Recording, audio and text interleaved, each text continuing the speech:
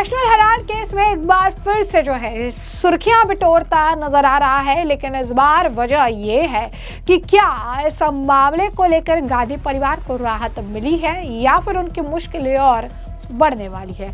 दरअसल दिल्ली की Rouse Avenue court ने इस मामले में ईडी की तरफ से दाखिल मनी लॉन्ड्रिंग के आरोपों पर संज्ञान लेने से इनकार कर दिया है, लेकिन ऐसा केस को खत्म नहीं माना जा सकता है क्योंकि अब इस मामले को लेकर ईओडब्ल्यू ऊपरी अदालत यानी सुप्रीम कोर्ट तक जाने की फिराक में है। विशेष जज विशाल गोगने ने अपने आदेश में कहा कि इस मामले में ईडी की चार्जशीट एक निजी व्यक्ति की शिकायत यानी यहाँ पर सुब्रमण्यम स्वामी की तरफ इशारा है, उस पर आधारित जांच के आधार पर दाखिल की गई थी, ना कि किसी जो है प्रेडिकेटेड ऑफेंस यानी मूल अपराध से जुड़ी एफआईआर पर। कानून के तहत ऐसी स्थिति में मनी लॉन्ड्रिंग के आरोपों पर संज्ञान लेना उचित नहीं है। हालांकि कोर्ट ने गांधी परिवार को आर्थिक अपराध शाखा यानी ईओडब्ल्यू की ओर से दर्ज एफआईआर की कॉपी देने से इनकार कर दिया। ईडी ने साफ कर दिया है कि वो इस आदेश के खिलाफ ऊपरी अदालत में अपील दायर करेगी।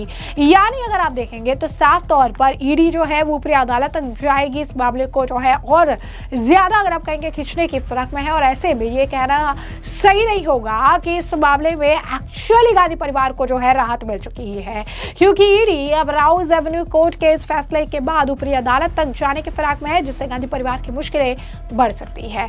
नेशनल हेराल्ड केस आखिर क्या है, क्योंकि इसे लेकर जिस तरीके का सवाल उठ रहे हैं ये भी जानना जरूरी है कि इसकी जड़ें कहां से जुड़ी है और कैसे गांधी परिवार का नाम इसमें साफ तौर पर आया है। तो नेशनल हेराल्ड केस की जड़ें देश के आजादी के आंदोलन से जुड़ी है। पंडित जवाहरलाल नेहरू ने वर्ष 1938 में नेशनल हेराल्ड अखबार की स्थापना की थी। इसका प्रकाशन एसोसिएटेड जर्नल लिमिटेड एजीएल नाम की कंपनी करती थी।